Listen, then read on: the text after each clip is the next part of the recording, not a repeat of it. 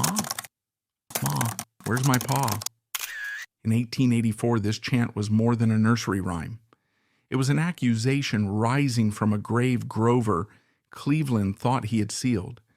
History remembers him as Grover the Good, the only president to serve 2 non-consecutive terms. But the archives of Erie County reveal a different man, a powerful figure who utilized his political connections to silence a woman named Maria Halpin. The reality behind the chant was not just an illicit affair. It is a documented record of sexual assault, the state-sponsored kidnapping of an infant, and the forced commitment of a sane mother to the Providence Lunatic Asylum. This is the true, unvarnished story of the crimes that paved the way to the White House. Buffalo, New York, in the early 1870s was not a place for the faint of heart. It was a boom town, the gritty, smoke-choked gateway to the West, where the Erie Canal met the Great Lakes. It was a city of grain elevators, stockyards, and a political machine greased by lager beer and backroom deals. In this world, Stephen Grover Cleveland was a titan. Born in New Jersey in 1837, the son of a strict Presbyterian minister, he had come to Buffalo to forge his own path. He had dropped the name Stephen because it sounded too soft. In the saloons and courtrooms of Buffalo, he was known simply as Big Steve.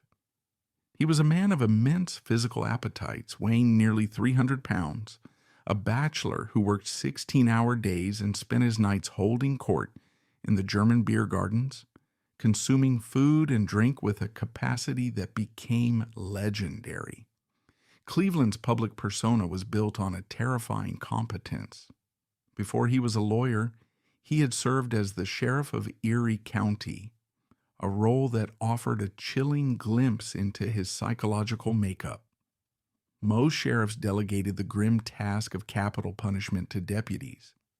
But when it came time to hang 2 convicted murderers, Patrick Morrissey and John Gaffney, Cleveland refused to pay the $10 fee for an executioner. He viewed it as an unnecessary expense to the taxpayer. So the future president of the United States stood on the gallows, adjusted the noose, and personally sprang the trap. He watched the life leave their bodies with a cold, bureaucratic sense of duty. This was a man who believed that if a thing was legal, it was moral. He did not flinch at the ugly necessities of power. He embraced them. When asked about the executions later, Cleveland did not express regret, nor did he express gruesome satisfaction. He expressed efficiency. He noted that he did the job because he could do it better than his deputies. This efficiency offers a terrifying insight. He didn't trust anyone else to take a life properly. He wanted to feel the weight of the lever. He wanted to be the final arbiter. This God complex is the thread that connects the hangman's noose in Erie County to the asylum papers in Providence. Whether he was ending a criminal's life or a mother's freedom, Cleveland felt legally justified, morally superior, and absolutely entitled to be the hand that sprang the trap. It was into this orbit of hard-drinking men and rigid legalism that Maria Halpin stepped. The historical record has been unkind to Maria, largely because Cleveland's defenders spent decades rewriting it. They tried to paint her as a fallen woman, a drunkard, a siren who preyed on the wealthy men of Buffalo. But if you strip away the political spin and look at the primary sources from 1873, a different picture emerges. Maria Halpin was a 38-year-old widow, a woman of agency and intelligence. She was no destitute streetwalker. She was the head of the cloak department at Flint and Kent, the most prestigious department store in the city. She was tall, striking, fluent in French, and a regular churchgoer. She was a woman trying to maintain her independence in a society that viewed unaccompanied women with deep suspicion. Cleveland met her, likely through his law partner and best friend, Oscar Folsom. The attraction on Cleveland's part was immediate and aggressive. He was a man accustomed to getting what he wanted through sheer force of will or physical imposition. But Maria Halpin was not interested. She rebuffed his advances repeatedly. She declined his invitations. She tried to keep the relationship professional and distant. This rejection is crucial to understanding what happened next. For a man like Cleveland, who prided himself on control of the law, control of his career, control of his city, being told no was not a boundary. It was an insult. The exact date of the assault is lost to the fog of the past, but the details are preserved in a sworn affidavit Maria Halpin would later file, a document that Cleveland's handlers tried desperately to bury. Sometime in the winter of 1873, Cleveland cornered her. He invited her to dinner, and through persistence that bordered on stalking, he maneuvered her back to his bachelor quarters. What happened in that room was not a seduction. Maria's words in the legal filing are specific. She stated that Cleveland was persistent, and when she continued to refuse him, he utilized force and violence to accomplish his goal against her will. She described the event as a murderous assault. In the brutal calculus of the 19th century, a woman's word against a powerful former sheriff was meaningless, but the trauma she described was real, and it would soon have a physical manifestation. On September 14, 1874, the consequences of that violence arrived. Maria gave birth to a baby boy. In a masterstroke of desperate defiance, she named the child Oscar Folsom Cleveland. By combining the name of Cleveland's best friend with Cleveland's own surname, she publicly pinned the responsibility on the inner circle of Buffalo's elite. She was announcing that this child belonged to them. Trapped by the reality of the infant, Cleveland did not deny paternity. Instead, he adopted a strategy of containment, paying for the child's board to keep the matter quiet. For the first year, an uneasy truce held. But as 1876 approached, the atmosphere in Buffalo shifted. Cleveland's political ambitions were outgrowing the county limits. A bachelor with a penchant for beer was acceptable. A candidate with a bastard child and an accuser living a few blocks away was a political impossibility. The child was metastasizing from a secret into a threat. Cleveland needed a permanent solution. He turned to the men he had commanded during his time as sheriff, specifically John Martin. Often footnoted as a detective, Martin operated as Cleveland's enforcer. They began to circulate rumors, circulating whispers that Maria was drinking, neglecting the boy, and was unfit. They took the stress of a grieving, isolated mother and rebranded it as the depravity of a hopeless alcoholic. The climax arrived on a night in 1876. A raid was executed with military precision but without legal authority. No judge was involved, no warrant signed. John Martin led a team of men to Maria Halpin's residence. It was a home invasion.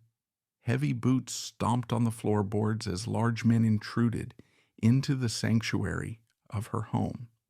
Maria fought, physically throwing herself between the intruders and her 2-year-old son. But the physics of the situation were absolute. They overpowered her, peeled her fingers away from her child, and carried the screaming toddler, Oscar Folsom Cleveland, out into the night. The brutality of this moment cannot be overstated. In the eyes of the law, a child is not property to be repossessed like a carriage or a pocket watch. But that is exactly how Cleveland treated his son. He was an asset that needed to be moved to a secure location. The boy was taken directly to the Buffalo Orphan Asylum.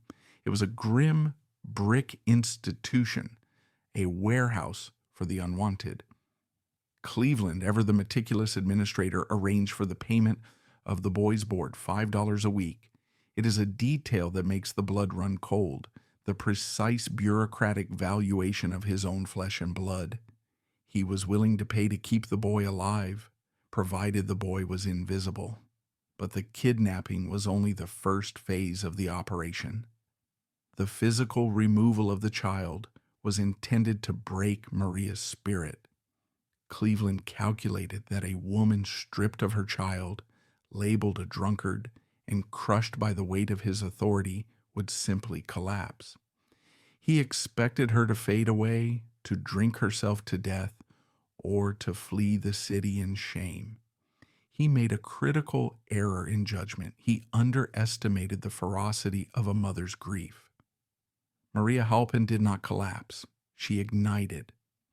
The morning after the abduction, she did not go to a bar. She went to a law office. She hired an attorney named Cochran. She began to make noise, loud, dangerous, litigious noise. She told anyone who would listen that the former sheriff, the eminent lawyer Grover Cleveland, had stolen her baby. She prepared to file charges of kidnapping. She prepared to sue for custody. She was threatening to drag the entire rotten structure of Cleveland's secret life into the harsh light of a courtroom. This was the moment the honest Grover Cleveland stared into the abyss. He realized that stealing the child had not solved his problem. It had exacerbated it. Maria was now a woman with nothing left to lose. She was a walking, talking indictment of his character. If she took the stand, if she told the story of the assault in 1873, if she detailed the kidnapping in 1876, his political career would be over before it began. He would be ruined. And so, the machinery of the conspiracy shifted gears. The objective changed from containment to total incapacitation. Cleveland realized that as long as Maria Halpin had a voice, he was in danger. Therefore, he had to take away her voice. He had to ensure that even if she spoke, no one would listen. The label of alcoholic was no longer enough. It was too mild. He needed something terminal. He needed her to be insane. The decision was made swiftly. Cleveland tapped into his network of medical professionals, men who owed him favors, men who drank at the same clubs, men who understood that the definition of sanity was flexible when power was at stake. They began to draft the paperwork for the Providence Lunatic Asylum. They didn't need a thorough examination. They needed a signature. They were preparing to commit a sane woman to a madhouse, not because her mind was broken, but because her memory was too accurate. As Maria prepared her legal case, unaware that the ground was shifting beneath her, Cleveland's men were already preparing the carriage with the blackened windows. The kidnapping of the child was a crime of passion and convenience. What was coming next was a crime of cold, calculated, systemic evil. The trap was set. The asylum gates were waiting, and Grover the Good was about to prove just how bad he could be. The legal definition of insanity in 1876 New York was a terrifyingly porous border.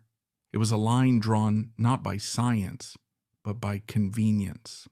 For a man like Grover Cleveland, faced with the existential threat of a woman who refused to stay silent, the asylum was not a hospital. It was a oubliette. It was a hole in the earth where he could drop a problem and seal the lid. What followed was a bureaucratic dismantling of a human being's rights, executed with the cold precision of contract law. This was not a sudden crime of passion, but a calculated conspiracy. When Maria Halpin hired the attorney Cochran and threatened to sue for kidnapping, she made a fatal miscalculation. She believed she was fighting a legal battle. She thought that if she could prove she was the mother and that her child had been taken without a warrant, the courts would return him. She was operating under the assumption that the law was neutral. Cleveland, however, knew that the law was a weapon, and he held the handle. The moment Maria threatened exposure, the strategy shifted from containment to total destruction. The kidnapping of the child was a tactical error that had created noise. The commitment of the mother would be the strategic silence that ended the war. Cleveland did not act alone. A conspiracy of this magnitude required a network. He turned to the medical establishment of Buffalo, a fraternity of men who dined at the same clubs, smoked the same cigars, and understood the unspoken rules of protecting one of their own. The plan was simple but devastating. Certify Maria Halpin as a lunatic. In the 19th century, the diagnosis of insane effectively stripped a person of all civil rights. A lunatic could not testify in court. A lunatic could not sue for custody. A lunatic's accusations against a prominent lawyer would be dismissed as the ravings of a diseased mind. The execution of this plan began with the corruption of the medical certificate. Under New York law, commitment required the signatures of 2 physicians. Cleveland didn't need 2 honest doctors. He needed 2 compliant ones. The specific charge leveled against Maria was a masterpiece of gaslighting. They did not just claim she was insane. They claimed she was suffering from alcoholism and a specific form of moral mania. By branding her an alcoholic, they provided a rational explanation for her emotional outbursts. If she screamed for her child, it wasn't grief, it was the drink. If she attacked the men who took her son, it wasn't self-defense, it was delirium tremens. This diagnosis was the key that locked the door. It transformed a victim of state-sponsored kidnapping into a patient requiring care. The commitment was brutal. Maria was taken by force. A carriage arrived at her residence, a specialized vehicle with darkened windows, designed to prevent the occupant from signaling for help and to shield the identity of the prisoner from the prying eyes of the public. This was an abduction in broad daylight, sanctioned by a piece of paper signed by men who had likely never spent more than 10 minutes in her presence. Maria was shoved into the carriage. As the doors slammed shut and the horses pulled away, she was being transported not just across the city, but out of the world of the living. She was ceasing to be Maria Halpin, citizen and mother, and becoming case number 1876, an inmate of the Providence Lunatic Asylum. The journey to the asylum was a descent into the underworld. The Providence Lunatic Asylum was an imposing structure run by the Sisters of Charity. It was a place where the unwanted of society were warehoused. The truly mad, yes, but also the inconveniently elderly, the developmentally disabled, and the women who had become too troublesome for their families to manage. As the carriage rolled through the iron gates, Maria must have felt the crushing weight of her reality. She had lost her child. She had lost her reputation. Now she was losing her freedom. The terror of a sane person entering an asylum is a unique psychological torture. You know you are sane, but every protest, every tear, every demand for release is interpreted by the staff as a symptom of your illness. The more you fight to prove your sanity, the more crazy you appear. However, once inside the walls of Providence, the conspiracy hit an unexpected snag. It was a variable Cleveland hadn't accounted for: professional integrity. The asylum was overseen by a medical director named Dr. William Ring. In the narrative of Grover Cleveland's life, Dr. Ring is a forgotten hero, a man who stood on the tracks and tried to stop the train. Dr. Ring was a psychiatrist, not a politician. When Maria was admitted, he did what a doctor is supposed to do.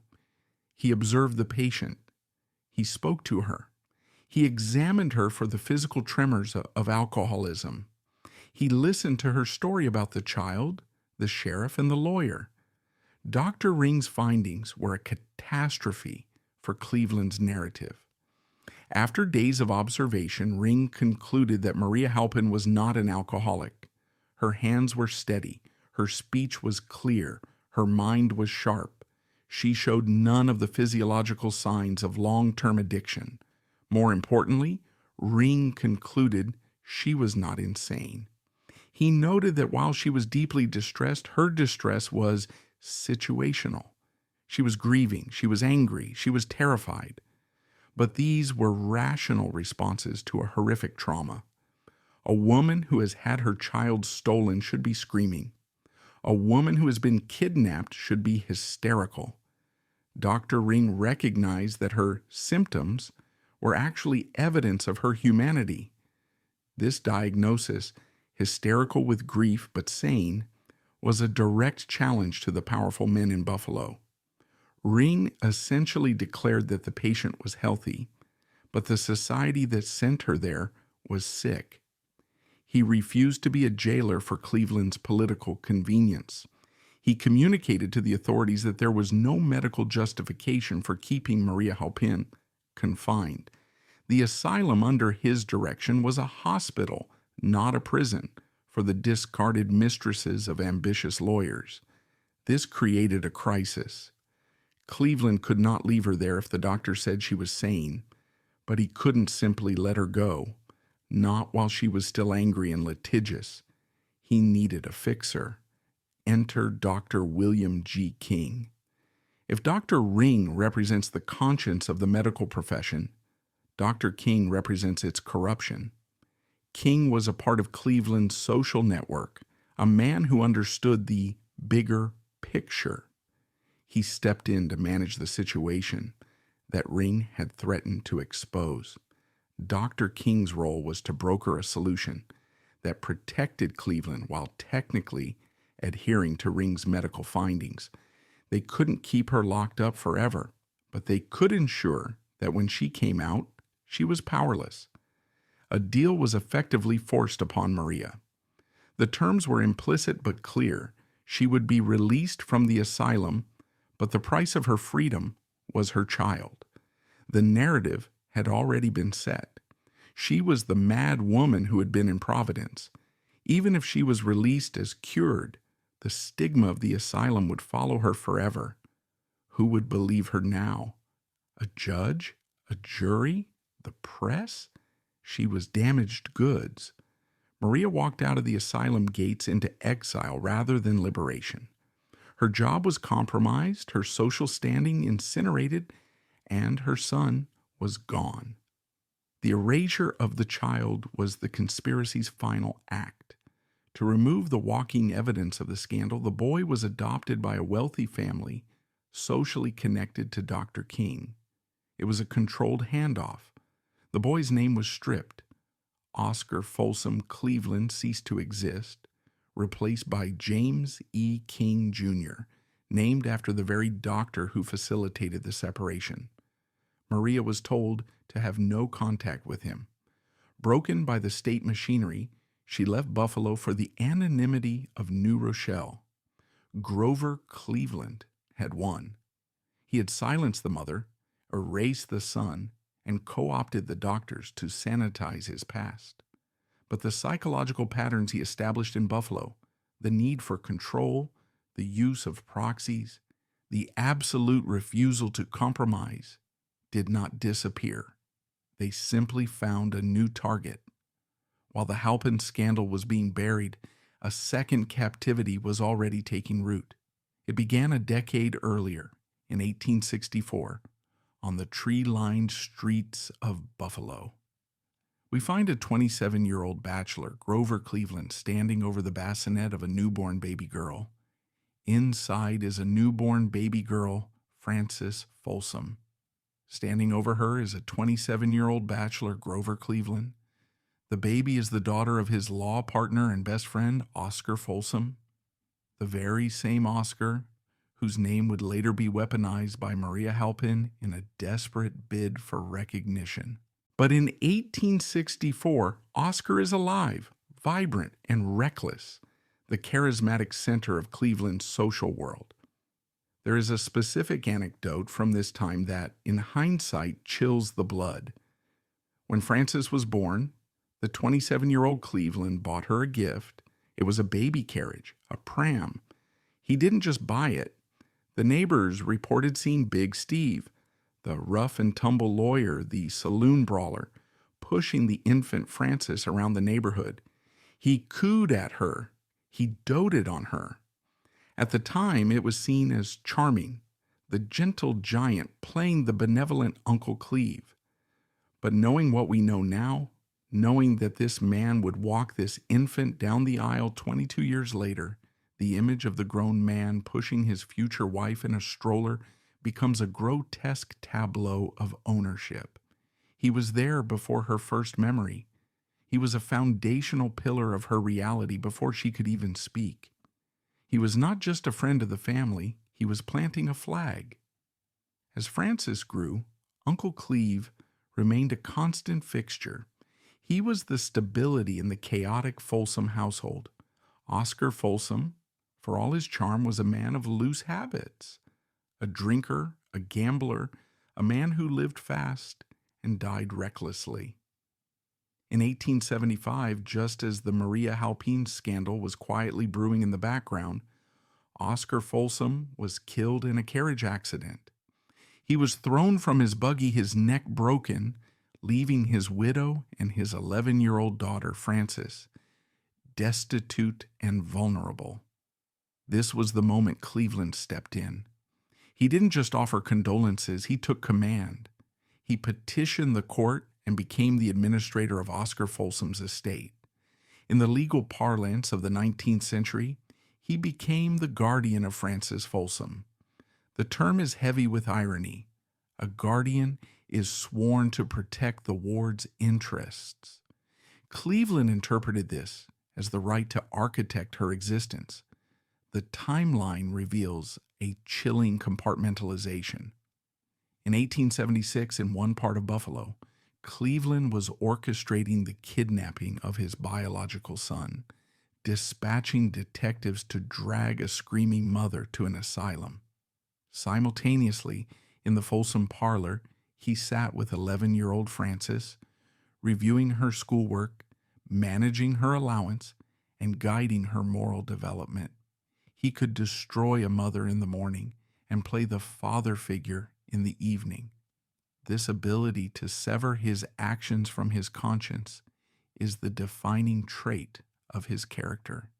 He was the destroyer of one family and the patriarch of another, and he slept soundly at night believing he was the hero of both stories.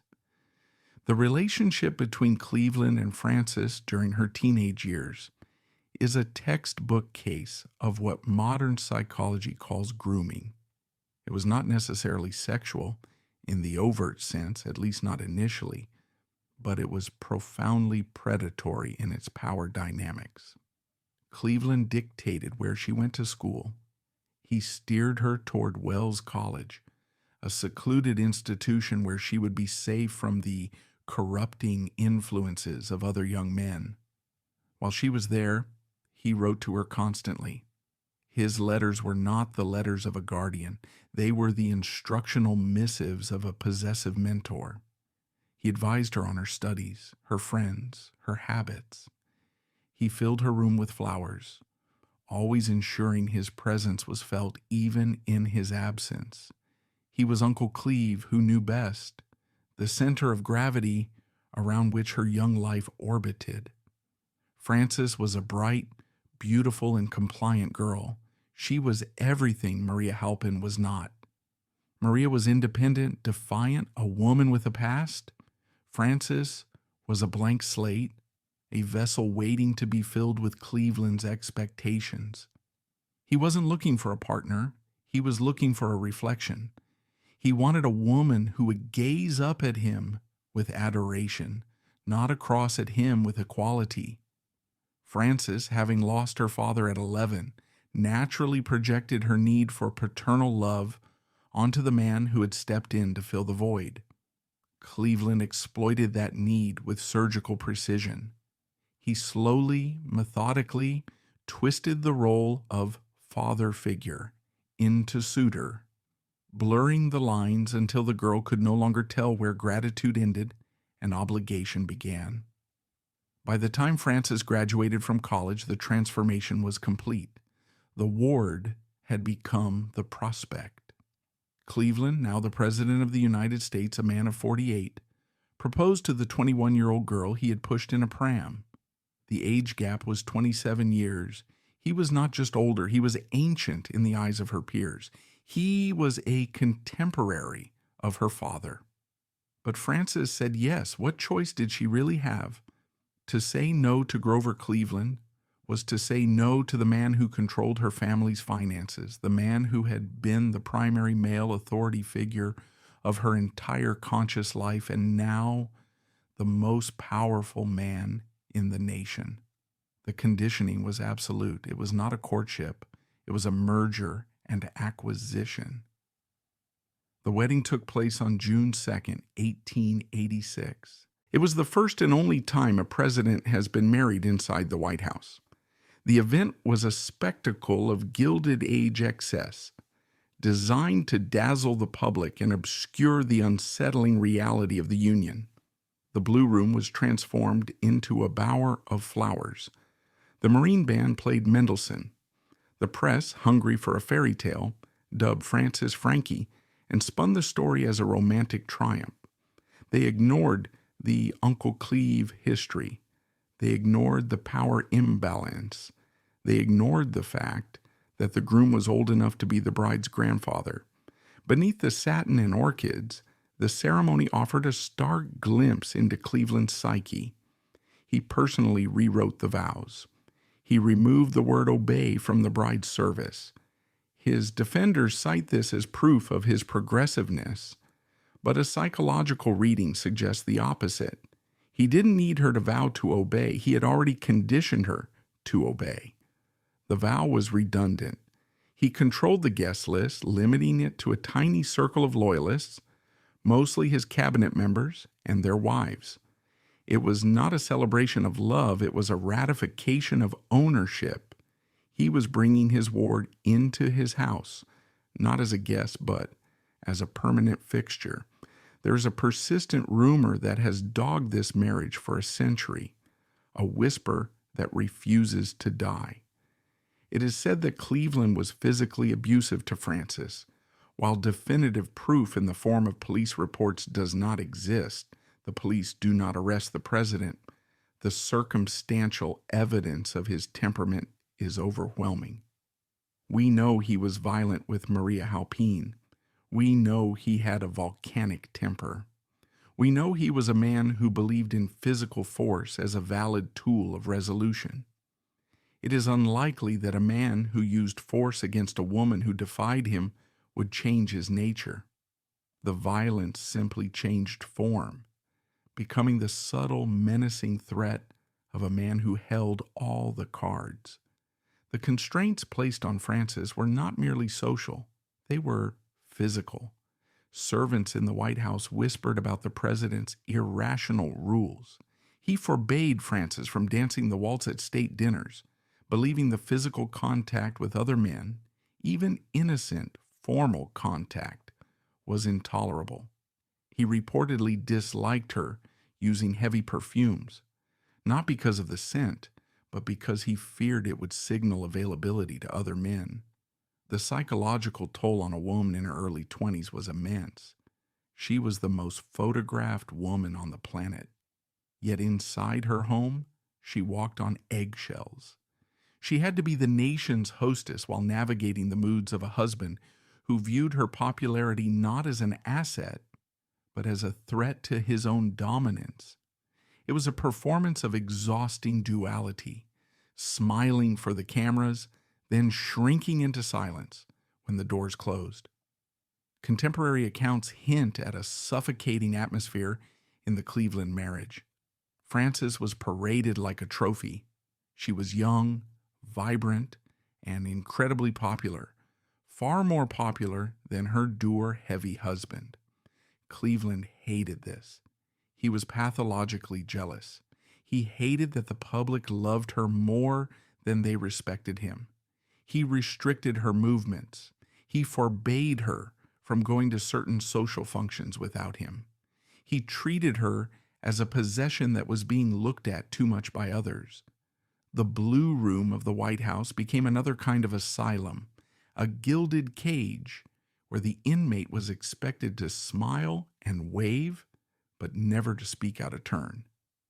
The contrast between Maria Halpin and Frances Folsom is the key that unlocks Grover Cleveland's soul. To Cleveland, women were functional. Maria Halpin functioned as a vessel for his lust, and when that function resulted in a liability, she was discarded. Frances Folsom functioned as a vessel for his vanity. She was the beautiful young wife who proved his virility, who softened his rough edges, who made him look like a patriarch rather than a predator. He loved Frances only inasmuch as she validated his self-image. This is the fatal weakness, the hamartia of Grover Cleveland. It was a profound, incurable solipsism. He could not conceive of other people as autonomous beings with rights and interior lives. They were supporting actors in the drama of his greatness. When they forgot their lines, as Maria did, he destroyed them. When they played their parts well, as Frances did, he rewarded them. But he never respected them. This lack of empathy extended beyond his romantic life into his politics. The same man who could coldly calculate the cost of an executioner's fee or the weekly board of an orphan or the political fallout of a kidnapping applied that same chilling calculus to the nation. He vetoed bills to help drought-stricken farmers because the people should support the government, but the government should not support the people. It is a philosophy of brutal self-reliance, easy to preach when you are the one holding the power. It is the philosophy of a man who believes that strength is the only virtue and vulnerability is a sin to be punished. In the case of Frances, the punishment was a life of negation. She spent her prime years managing the moods of a man nearly 3 decades her senior, a man with a history of violence she likely never fully knew, or perhaps, terrifyingly, she did know. Did she know about Maria? Did she know about the boy, Oscar, who was her own cousin by blood through her father and her stepson by marriage? If she did, the silence in the White House must have been deafening. Every time she looked at her husband, she would have seen not just the president, but the sheriff who knew how to make people disappear. The public loved Frankie. They copied her hairstyles. They bought postcards with her image. She was the Princess Diana of the 1880s. But look closely at the portraits from those years. Look at the eyes. There is a guardedness there, a steeliness that wasn't present in the college graduation photos. She had learned the lesson that Maria Halpin learned too late. Survival in Grover Cleveland's world meant total submission. You could be the queen, as long as you remembered who built the castle and who held the key to the dungeon.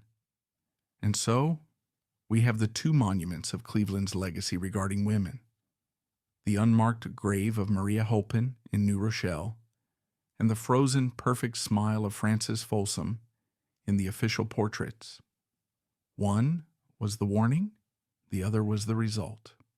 As we move toward the final act of this tragedy, the election of 1884 and the judgment of history, we must carry this psychological profile with us.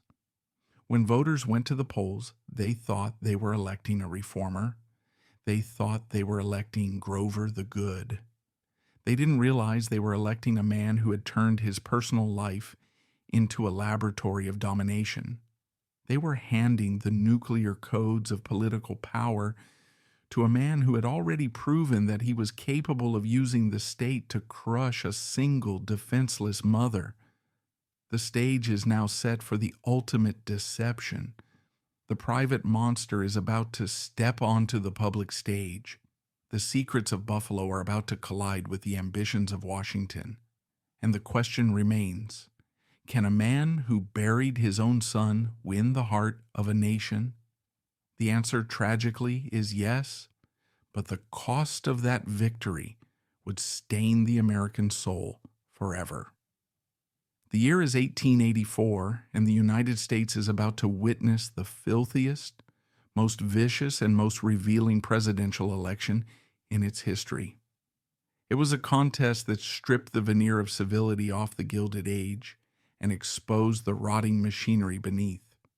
On one side stood James G. Blaine, the Republican nominee, a man so synonymous with financial corruption that his nickname was the Continental Liar from the state of Maine. On the other side stood our protagonist, Grover Cleveland, the Democratic champion, the veto mayor, the reform governor, the man whose brand was built on a single, unassailable word: integrity. The narrative seemed set in stone. It was to be a battle between the corrupt and the honest. But in the smoky newsrooms of Buffalo, a fuse was burning that threatened to blow that narrative, and Cleveland's political life to smithereens. On July 21st, 1884, a newspaper called the Buffalo Evening Telegraph broke the silence. The headline was not subtle. It screamed across the front page in bold black type, "A terrible tale." Underneath it promised a dark chapter in the life of Governor Cleveland. The article didn't just whisper, it shouted. It laid out in excruciating detail the story of Maria Halpin. It spoke of the seduction. It spoke of the child. And, most dangerously, it hinted at the kidnapping and the asylum. The explosion was immediate. The panic in the Cleveland camp was absolute. You must understand the moral climate of the 1880s. A politician could survive being called a thief. He could survive being called a drunkard. But a libertine, a man who fathered a bastard child and abandoned the mother, that was political suicide. The Victorian voter demanded sexual purity, or at least the convincing performance of it. Cleveland's reaction to this crisis is the final piece of evidence in our psychological profile. A lesser man might have denied everything. He might have called Maria a liar and sued the paper. But Cleveland was a lawyer and a brilliant strategist. He knew that a total denial was a trap. There were too many witnesses in Buffalo. There was the child. There were the payments he had made for the boy's board. If he denied paternity and the Republicans produced the boy or the receipts, he would be exposed as a liar. And if he was a liar, he was no longer Grover the Good. So he made a decision that historians have praised for a century, but which we must now recognize as a masterstroke of cynical manipulation. He sent a telegram to his campaign managers with 3 famous words: "Tell the truth." Tell the truth. It sounds heroic. It sounds like the command of a man with nothing to hide. But let us examine what truth his campaign actually told. They admitted that Cleveland had an illicit connection with Maria Halpin. They admitted there was a child. They painted a picture of a lonely bachelor who had succumbed to the charms of a loose woman and who had then, in a fit of noble generosity, taken financial responsibility for the result. Crucially, however, they did not tell the whole truth. They did not admit to the sexual assault. They did not admit to the violent home invasion by Detective Martin. They did not admit to the kidnapping of the toddler. They certainly did not admit to the fraudulent commitment of a sane woman to the Providence Lunatic Asylum. The truth was a firewall. By admitting to the sexual indiscretion, the sin, Cleveland inoculated himself against the accusation of the crime. He framed the narrative as a question of private morality, not public criminality. He said, in effect, yes, I am a sinner, but I am an honest sinner. And the American public, faced with a choice between a financial crook, Blaine, and a sexual sinner, Cleveland, began to rationalize. The Republicans, sensing blood, launched their counteroffensive. They didn't need speeches, they needed a chant. And so the streets of New York and Chicago and Boston began to ring with the sound of thousands of marching feet and the rhythmic, taunting cry, "Ma, Ma, where's my pa? Gone to the White House, ha, ha, ha, ha." It was a brilliant piece of political theater. It turned the tragedy of Oscar Folsom Cleveland into a nursery rhyme. It was designed to shame Cleveland into withdrawal, but it failed. And it failed because the Democratic machine launched a counter slogan, one that weaponized the corruption of his opponent. Blaine, Blaine, James G. Blaine, the continental liar from the state of Maine. The election became a referendum on which type of bad man you preferred. Did you want the man who stole money or the man who stole innocence? To ensure the man who stole innocence won, Cleveland's team had to destroy the credibility of the victim. The smear campaign against Maria Halpin went into overdrive. The pro-Cleveland press, particularly the Buffalo Courier, painted her as a harlot, a wretch, and a blackmailer. They dug up every rumor, every innuendo, and magnified it. They argued that Cleveland was the true victim, a good man trapped by a designing woman. Maria Halpin, living quietly in New Rochelle, had no press agent. She had no political machine. She had only her trauma. She watched as her name was dragged through the national mud. She saw her abuser transformed into a martyr of honesty. The psychological weight of this must have been crushing. To be victimized by a man is one thing. To be victimized by a nation is another. The election results came in on a razor's edge. It all came down to New York State. If Cleveland lost his home state, he lost the presidency. In the end, he won New York by fewer than 1,200 votes. 1,200 votes. That was the margin between accountability and the presidency. If just a few hundred men in Buffalo had known the full truth about the asylum, history might have been different. But the truth was locked away behind the iron gates of Providence and the stone face of Grover Cleveland. Cleveland entered the White House. "Ma, Ma, where's my pa?" was answered. Pa was in the Oval Office. The suppression of Maria Halpin was not an isolated incident.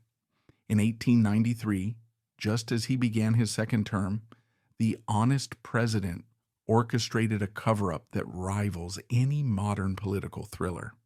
Cleveland discovered a tumor on the roof of his mouth. It was aggressive, but the country was in a financial panic, and Cleveland believed that if his illness was revealed, the stock market would crash. His solution was a clandestine operation that echoed the secrecy of the Buffalo Asylum. He announced he was going on a fishing trip. In reality, he boarded the yacht Oneida in New York Harbor. Under the cover of night, while the boat floated in the East River, a team of surgeons removed a large portion of his upper jaw and palate. He was strapped to a chair, sedated with nitrous oxide and ether, floating on the waves while doctors carved out the cancer. When a journalist named E.J. Edwards uncovered the story and published it, Cleveland didn't just deny it, he destroyed Edwards. He utilized the same machinery he had used against Maria. The White House labeled Edwards a liar and a fabricator. The public, trusting Grover the Good, turned on the journalist. Edwards' career was ruined. It would take decades for the truth to come out. Once again, Cleveland had proven that to maintain the image of the strong man, he was willing to sacrifice the life and reputation of anyone who dared to speak the reality he wanted to hide. But what of the debris left behind? The conditional verdict of this story requires us to look at the fates of the two people Cleveland erased to get there, first the boy, Oscar Folsom Cleveland, the child born of violence, kidnapped at age 2, and sold into the silence of adoption. As part of the cover-up, he was adopted by Dr. William G. King's social circle. His name was stripped. He became James E. King, Jr. He was raised in a world of privilege, completely severed from his biological roots. He grew up to be a doctor, a gynecologist, a specialist in the reproductive health of women. The irony is Shakespearean. The son of a man who destroyed a woman became a man who healed them. He died in 1947, a respected citizen, likely never knowing that his existence was the secret that almost brought down a president. He was the ghost in the machine, living a life that was a complete fabrication. And Maria, the woman who dared to say no, after the asylum, after the smear campaign, after the election, she faded into the gray mist of history. She remarried, becoming Maria Halpin, and lived a quiet, respectable life in New Rochelle. She never gave interviews. She never tried to cash in on her notoriety. She simply survived. She died in 1902, 2 years before Cleveland. There is no monument to her. There is no statue in Buffalo commemorating her resistance.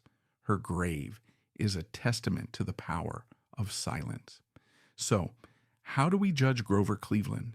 History books call him Grover the Good. They praise his dedication to the gold standard, his fight against tariffs, his integrity. But if you look at the rubric we established at the beginning, the exercise of power, a different picture emerges. Cleveland was a man who believed that the law was a tool for order, not justice. He believed that some people were born to rule and others were born to be ruled.